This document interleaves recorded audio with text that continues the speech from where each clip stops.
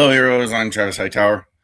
I am the host of the Slava Heroyam podcast. I'm wearing a Texas A&M shirt today and an Air Force hat to recognize that I was both my commissioning source and my service. I was a Air Force veteran of both the Iraqi Freedom and Enduring Freedom with 2 air medals. I was an air battle manager, senior air battle manager, and I am now working in the defense industry with the intelligence community. So that is my background. This channel is about celebrating the heroes of the Ukraine conflict and fighting propaganda on that front, bringing the truth to you by telling the individual stories rather than focusing on the geopolitics.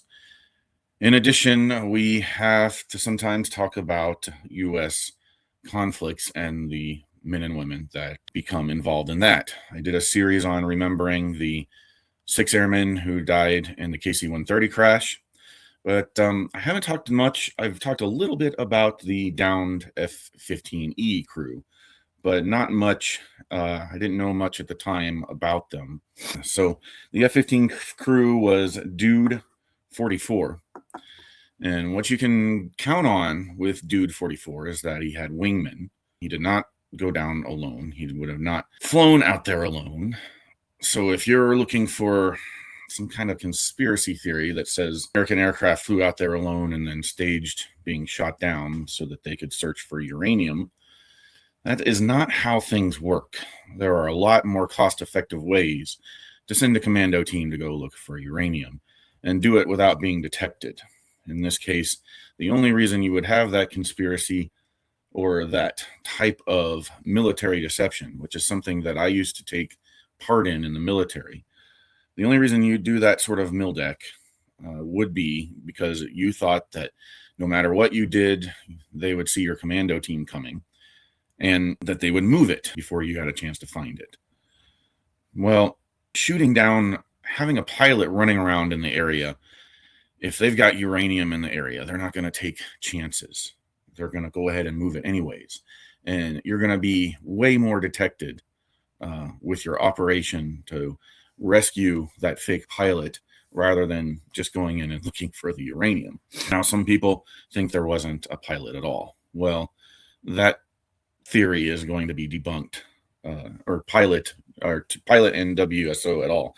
That theory is going to be debunked pretty quickly. Eventually, everybody's going to come home. The squadron's going to come home, and the war will be actually over, as opposed to when the president keeps saying it's over. And you'll get to hear from those people, but you have to be patient. They're not going to reveal names and have interviews and risk giving away squadron locations and operational tempo and things of that nature, or deal with.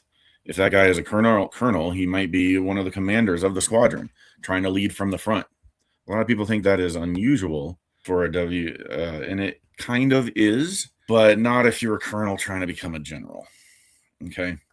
So you get the combat experience, especially if you haven't had enough combat experience and you're trying to go to the next level of your promotion. He could have been on his one mission to have combat experience.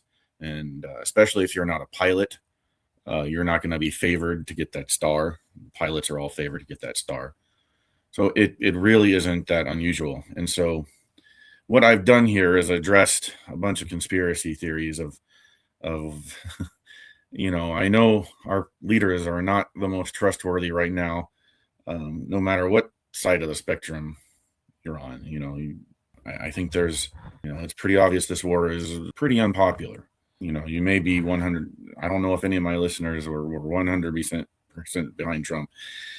Maybe you trust him completely. Maybe I'm not speaking to you then. But certain things need to be celebrated. We had a crew go down. It was going to be really hard to get them, and we got them back. Sometimes things go wrong with rescue operations. The first person they rescued was rescued with a big helicopter because he was within distance of that. But the area of bad guy land the second guy was in, maybe they couldn't get a big helicopter in because they went in with several small helicopters, but you can't get the small helicopters into the area without refueling aircraft. And so they tried to pull a sort of a mini Operation Eagle Claw, which is something from the 80s that didn't go so well either. But landing C-130s in the middle of the desert is really tough, and that's all I'm going to say about that. But I'm glad they did it. I don't think this is still, I would have thought this would have been kind of an old subject everyone was tired of by now, but I'm seeing it a lot on social media, so I wanted to address it one more time. It's not, when you're thinking about any conspiracy theory, you've got to have a really good reason for it.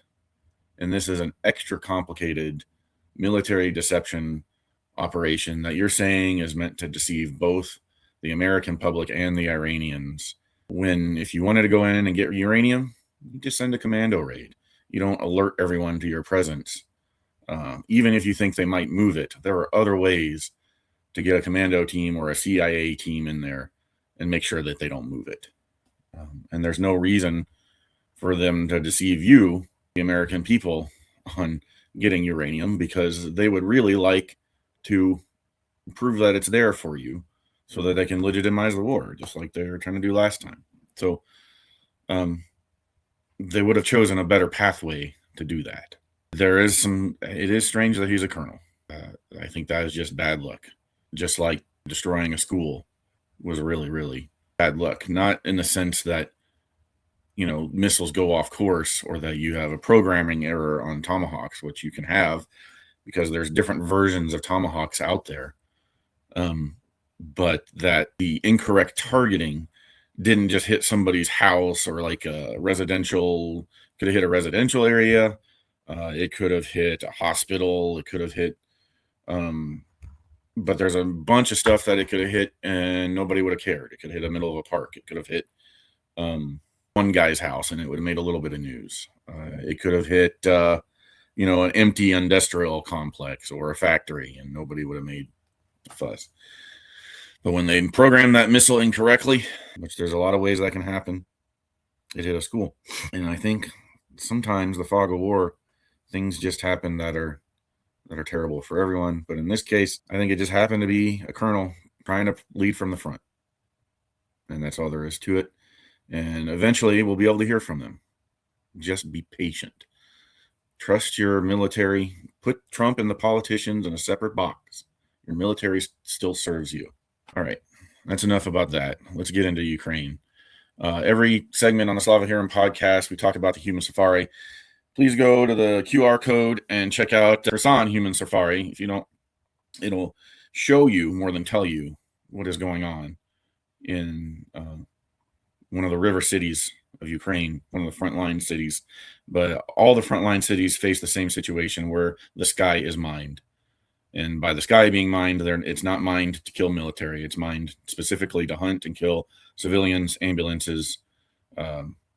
No accidents here. FPV drones aimed at little old ladies. And the Russians posting the videos online and bragging about it when they kill civilian targets. So human safari. Here are some more civilians in Ukraine killed by the Russian terror campaign. On my screen, I have Alina doing this just by borrowing from Juraj's LinkedIn again. He keeps a running catalog of all the folks killed in Ukraine, but I want to put it on the podcast.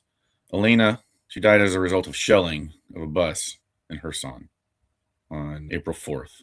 My friend Zarina Risky has footage of that shelling. I don't know if that was a shelling or I'm pretty sure it was an FPV drone.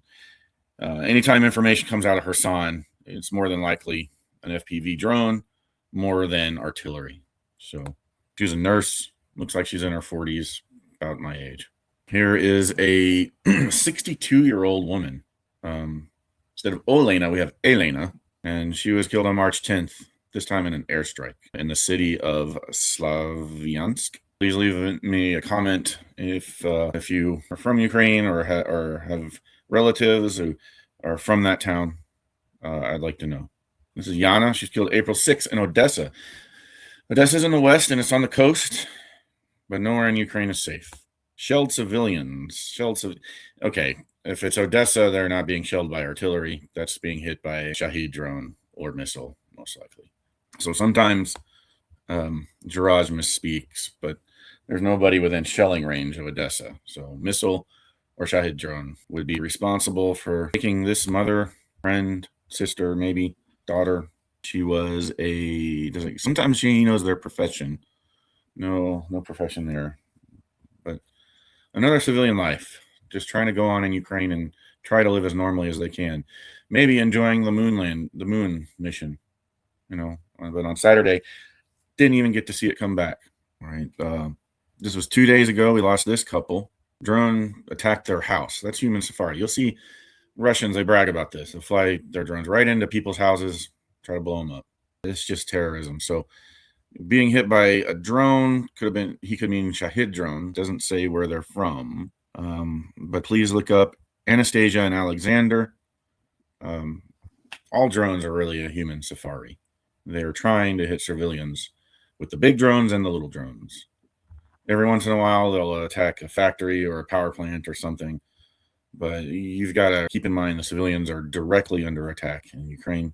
56-year-old Natalia, Nikopol. Nikopol is another border town that is subject to human safari.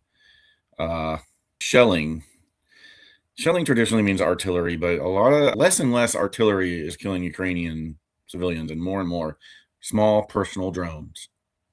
Human safari, directly targeted. Somebody lost their mother, Natalia, last Tuesday, almost a week ago.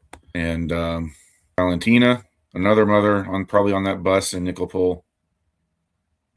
Grandmother. She had 4 grandchildren. These FPV drones, they're flying after cars, they're flying after buses that they know they have civilians on. And this is the last one for this week. Nikopol again. So 3 little old ladies on a bus, just gone, just trying to get home. And just remember to watch the documentary if you haven't. And the most you can do is spread this podcast, but spread that documentary as much as you can. Get the word out on what is going on. And you don't have to feel helpless, because every person that doesn't know that Russia is doing this and killing these folks, every person that learns what's happening is a new spread of truth to someone else. All right. So the main event that I wanted to get to today is I want to share last weekend, a week ago, I told you all that I was able to watch a screening of the documentary Children in the Fire. So you can go to childreninthefire.com. The documentary is not available to watch online yet, but it will be. It's going through its screening process. It's trying to find traction, so you can help it get traction by sharing this podcast. But it needs to be seen, and there's news and events. There's where to go find it if there's an event near you. You can sign up to be alerted about when it comes out. But I reviewed it in last week's podcast, so I'll put a link to the previous episode in this episode's comments. But what we're going to do today is go through the interview with the director. And his name, if it has a picture of him on here, it doesn't seem to. And it's really not about the director. The heroes are these kids. And there are 8 children featured in this film that have been affected by the war. And there's one of them, Roman, and there's the director, Eugene. He doesn't pronounce his name Eugene, though. You'll hear that in a moment. Evgeny Afineevsky, Evgeny Afineevsky, grew up in the Soviet Union, became an Israeli citizen. There's some of the kids meeting with the Pope Francis. And what I'm going to do now is there's a 30-minute interview. I'm going to play it for you for the rest of this podcast. It'll be the main event. I'll stop it a few times with some comments where he's actually answering my questions. But other than that, let's get started. If I can figure out how to, I will leave a link to so you can skip to this interview. The sound quality is decent, but not the best. So I've put captions on it, and he has a thick accent. So it did take me a while to figure out, even with using AI wasn't able to quite figure out everything, but the captions should help quite a bit. So I'm going to get out of the way and play this now. Poprances who left us last Easter, and Poprances often said, children are not numbers.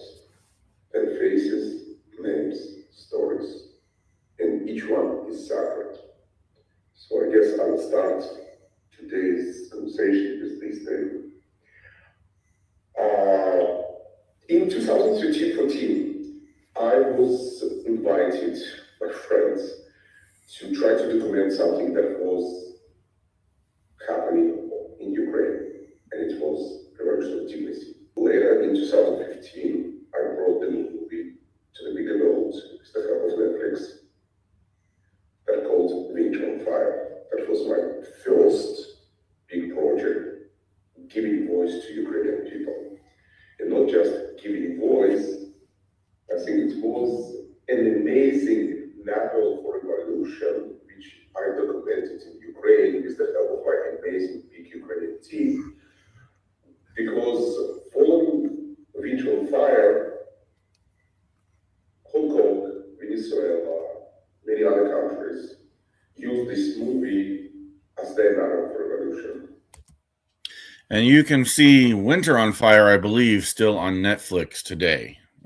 It's worth searching for. I'll do a review of that later. Literally a month and a half ago, I saw Leopoldo Lopez, the opposition leader of Venezuela, who was 7 years, I think, under the arrest in Venezuela. And he said, we used Winter on Fire and the inspiration of Ukrainian people to train our people in Venezuela. I often see people from Hong Kong who started their umbrella movement in 2019 using this movie. I remember images from all over the Hong Kong where Winter on Fire was screened in the parks, in the different neighborhoods, in the libraries. So seeing all this, I realized that I, as a filmmaker, can not only document the history, I can give voice to people who need to be heard clear and loud. In 2016, a movie about Syria, which actually also came out of my story in Ukraine, because I saw brave Syrians who were in the last days of Maidan, medics helping to Ukrainian people on a Maidan square. In fact, one of the Heavenly 100, one of the people that was killed by Syrian forces or Ukrainian security forces during the Euromaidan was a Syrian activist. Wounded. And that's how in 2016 I told the story of oppression in Syria. Then I came to do a big story about Pope Francis. Something really big. We finished this in 2020, but we started in 2018. And going back to my next project about Ukraine, in 2021 we released the Pope Francis movie, and in 2022 I was planning to focus being parent. But as we saw, the full-scale invasion started.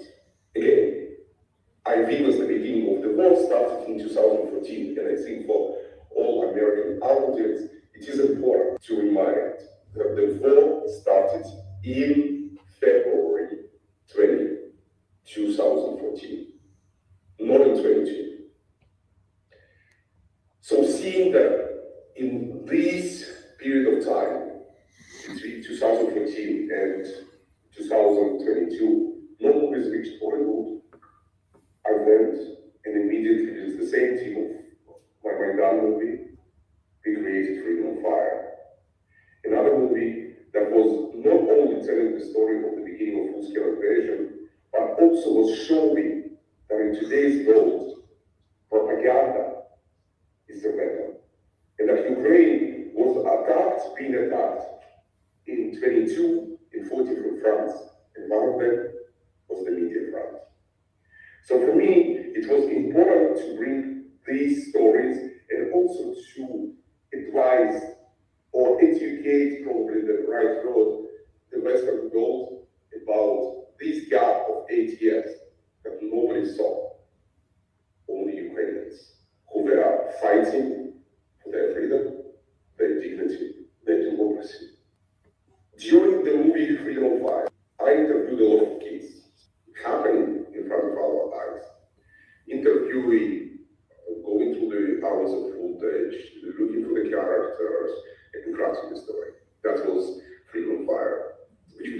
currently it's online. But during this period, I saw an amazing younger generation of Ukrainians. I guess it's important to remind today why Ukraine is fighting. They're fighting for their culture, they're fighting for their kids, they're fighting for the future, and this future is children. I think today each of us is a parent, and the biggest happiness for each of us to see a smile of our child in the morning when you wake up to sleep, and not to fear that he goes to school and not to come back home. So in 23, with the help of Pope Francis, that aborted President Zelensky, Pope Francis, and myself for the first time, with the joint award dedicated to the children that lost their lives. And after my amazing conversation with the First Lady of Ukraine, who encouraged me to do it, I started to work on a project. And I'm happy that all the proper institutions in Ukraine that are working on bringing kids back, assisting them in psychological help, all these institutions helped me to give access to the children. And that's how Children the Fire was created. All right, so that was the introduction. And it says some important things there, that the war really starts in 2014. And he is an author of like 3 other important documentaries that are all leading to this one, The Children in Fire. So the goal of the documentary being giving a voice to the children of Ukraine. For the first time, I decided not to go and show news footages or stories that you all saw in the news. I decided to go and tell the stories, how the kids see them. He's answering a question here from someone in the audience of what inspired him to make this particular documentary. During every session, I was working with the psychologist who was working with the kids, and they were doing drawings as a part of therapy. And that's brought me to the idea to give certain degree of animation to this movie and create this movie through their minds. It's their movie, it's their voices.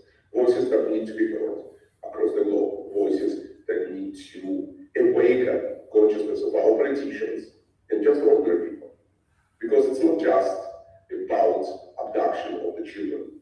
It's not about children that are being killed. It's about war that rages in this world more and more and more. And today, it's Ukraine. Tomorrow, if we will fail Ukraine, it's going to be our kids. So I think it's really important for me to bring these stories and give the voice of these children. So all together, we can educate Western audience, remind them that the war is still not finished, and remind that today we need to stand strong with Ukraine, because Ukraine is fighting our enemy, it's Russia. So that's what inspired me to do this movie. And I hope that with the help of this movie, we can awaken politicians. I had a great success since 22, that one of your Texas Congress people, amazing friend Michael McCall, he was doing everything possible to screen this movie on the Capitol Hill. And there's a clip from Congressman McCall at the end of this interview that he wanted to show me after a question that I asked. And so I'll show it to you as well. Is from a congressional hearing where this movie, this documentary, is brought up as a point of importance. In Yale, and he and James McGovern, the Land Commission guy, they hosted in February big event with the children and with the screening in the Capitol Hill. And recently, James McGovern did another hearing about all these things, and finally, we can see that slowly, the government mechanism is coming to the position that they're supporting the cause.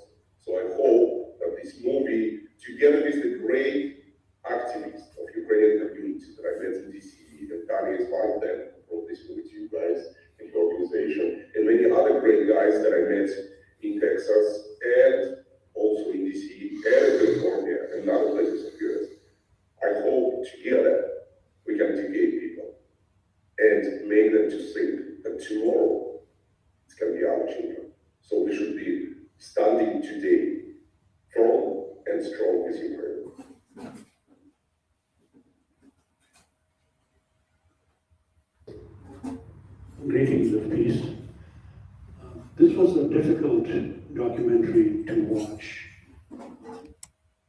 Now, see that there wasn't very many people at this screening, and I don't know if we didn't get the word out.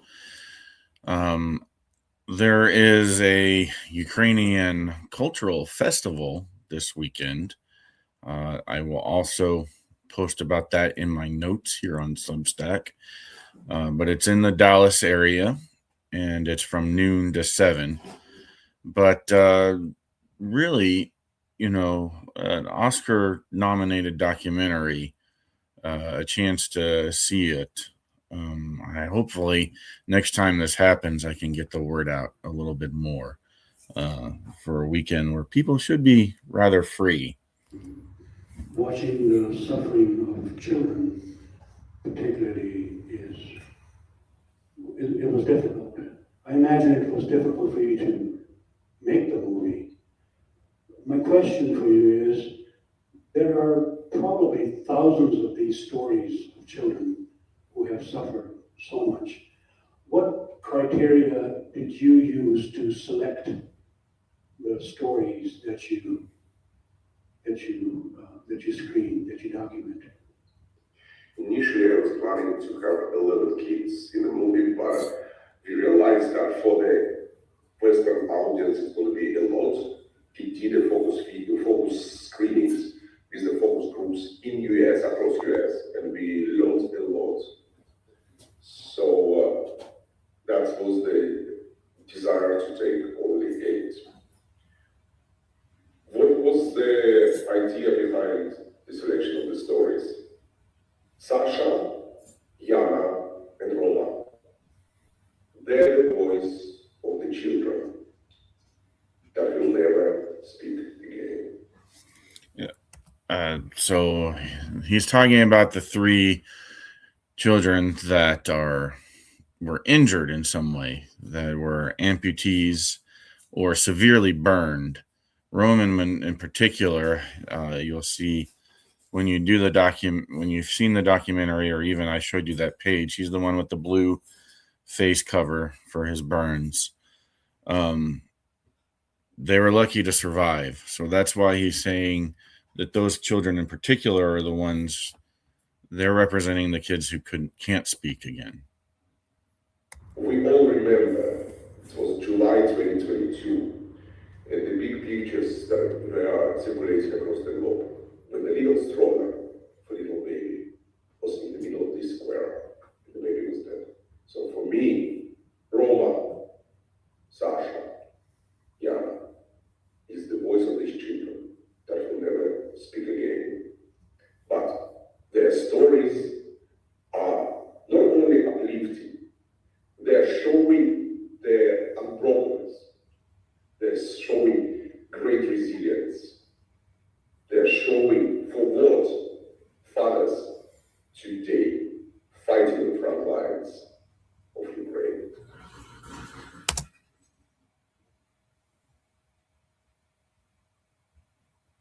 Same with Bogdan, with Valeria, with Veronica, with Vlad, or with Sergei. These all characters having different stories, but each of these characters are a true inspiration of the younger generation of Ukraine. The other children in the stories are children that were abducted in some way, and where Russians tried to indoctrinate them in camps or wouldn't let them escape. Okay, I'm continuing the video in 3, 2, 1. Bogdan just saw the movie in February for the first time in US. He was at the Catholic University of America in Washington, and he saw it for the first time. And I remember how he said, he was in tears, and he said, I realized how strong we are. After watching it today, I realized how really strong we are. So each story is different, but for me, each story resembles thousands and thousands of similar stories that Ukrainian children are going through. And that's why each story is really different, but they are all kind of under one umbrella. Children fighting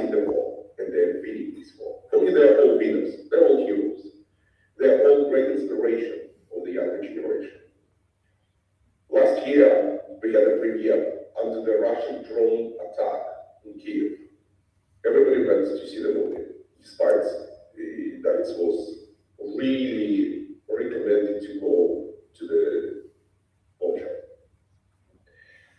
And I remember how military guy stand after the screening and said, again, they're the heroes. But this movie needs to be seen in Ukraine by a specific audience. Every young guy who going today and going through recruitment to fight for Ukraine. Every guy who's on front lines fighting for the dignity of Ukraine. This is a fresh breath of air to all of us to see why they are fighting and how strong they are.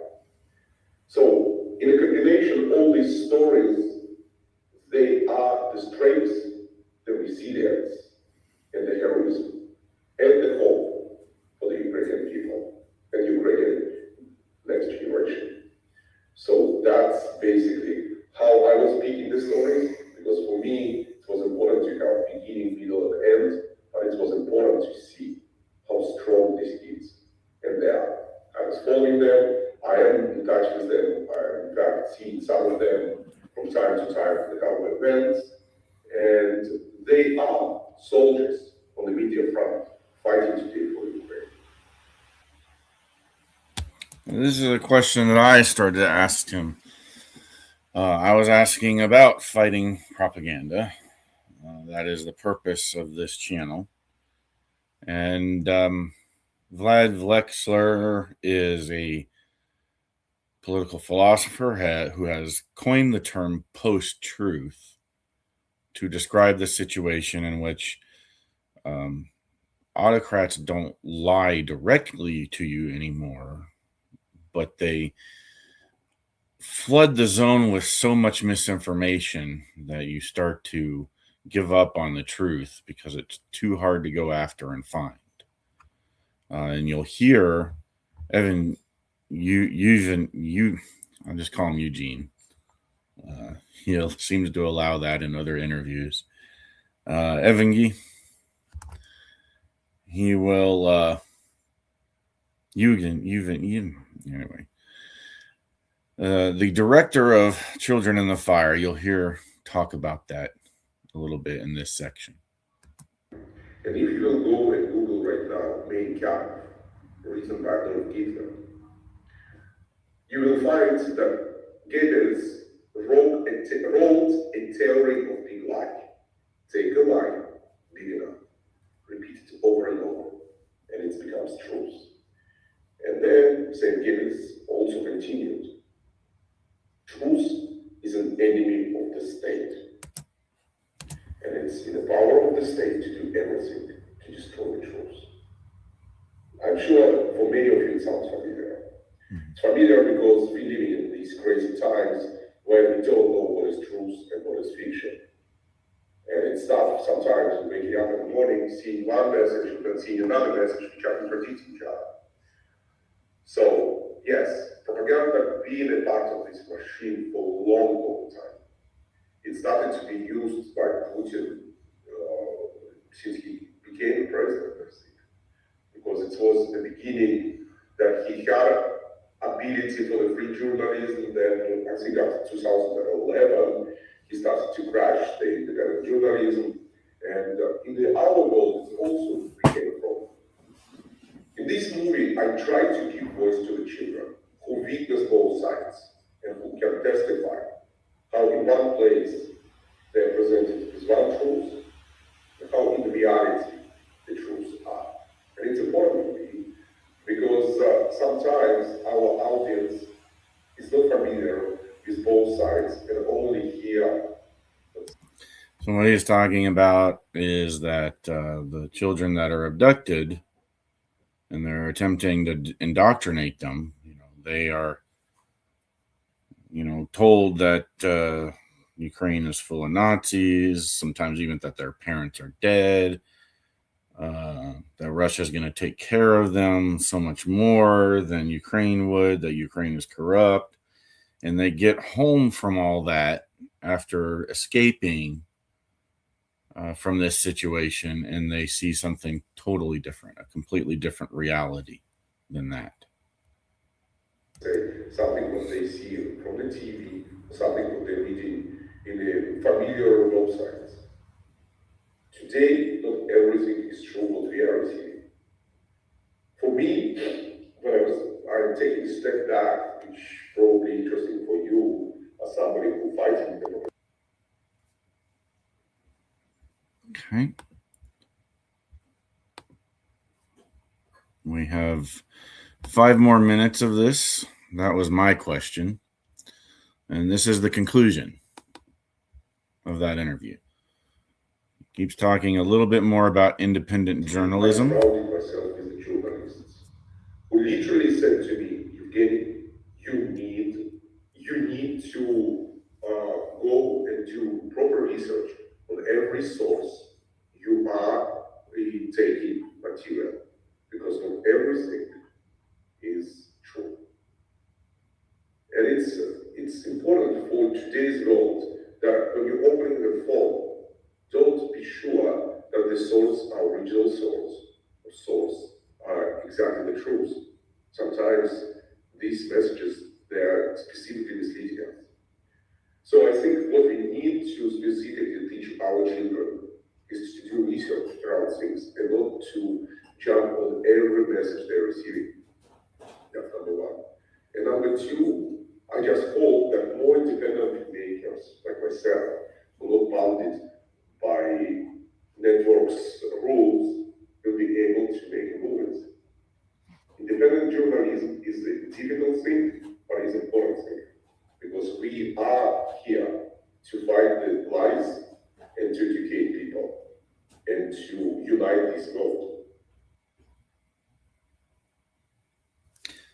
Next, you're going to hear from Tamara, who is the leader, president, chair of the Ukrainian Chamber of Commerce. My name is Tamara Balsher. I'm Ukrainian, but I live in Texas, Dallas for 24 years. And I wanted to tell you thank you from all Ukrainian people, because what you do, yes, of course, Ukrainian people support each other, right? They do everything what they can, but when they see that people all over the world get together and support Ukraine, right, and do everything possible to show the truth, right? It gives them those unbreakable things, you know. That's why thank you so much from all of kids, from all parents, and from all Ukrainian people. Thank you so much. And me personally, I have a question.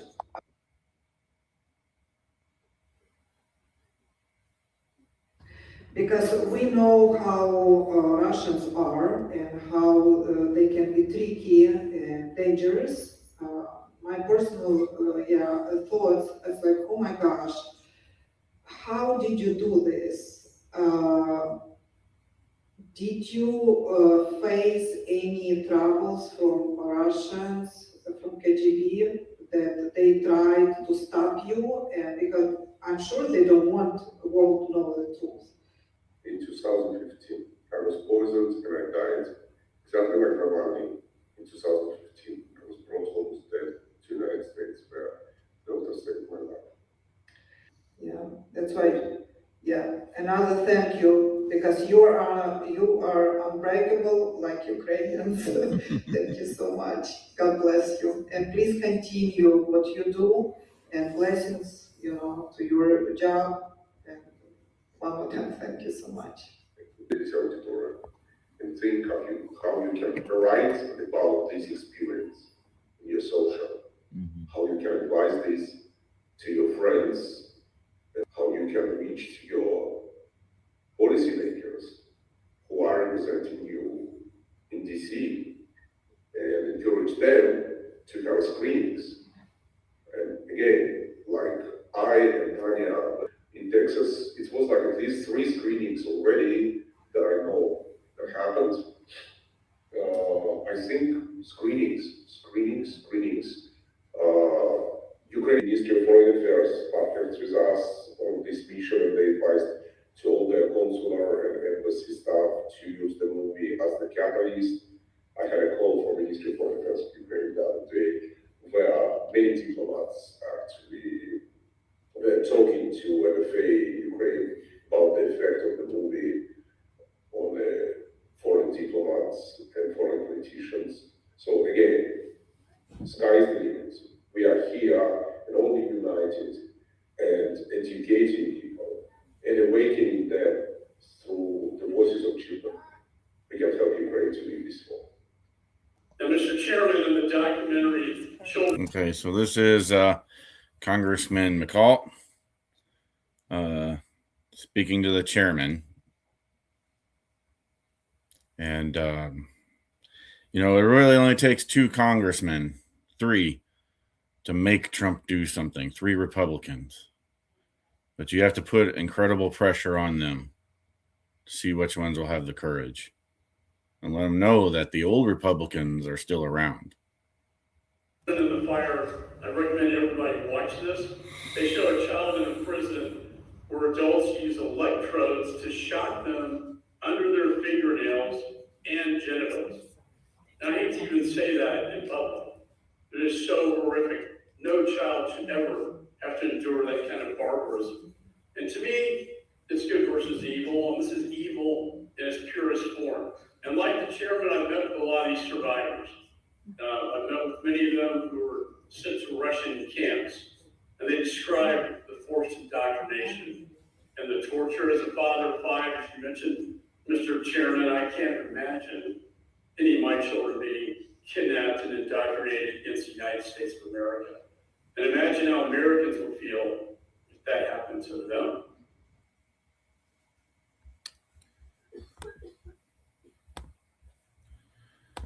And that's all you have to be able to do is imagine those astronauts. I've got the Saturn V rocket behind me, signed by John Lovell. Take pictures of Earth and what seems like really far away on this tiny blue world. It's not far away. You can't look inward all the time and expect that the things happening to other people on the other side of the world won't one day happen to you if you don't do something about it now. And I think that is the final message of today's episode. As always, glory to those who support and defend the Constitution of the United States of America. And Slava Ukraini, Heroyam Slava.